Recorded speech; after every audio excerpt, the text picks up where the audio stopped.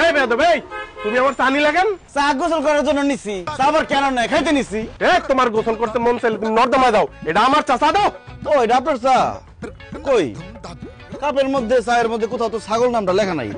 চায়ের কাপের মধ্যে তো বলদ লেখা আছে, তাহলে তুমি নিলা কেন? চা অর্ডার আমি দিছি, চা আমার, চা আমিই খামু। অর্ডার আপনি দিলেও এই চা আমি খামু।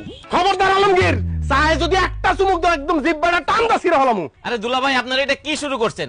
এই যে ছোট দুলা ভাই চায়ের অর্ডার দিচ্ছে, বড় দুলা ভাই চাটা ওনারে দিয়ে দেন, আমি আপনার একটা চা বানাই দিতেছি। অসম্ভব, আমার সামনে বসে আমার আগে সে চা খাবে, এটা কোনোদিন হইব না। আর তাছাড়া তুই পানি গরম করবি, চায়ের লিকার দিবি, দুধ দিবি, চিনি দিবি, ঘুটা দিবি, অনেক সময়ের ব্যাপার।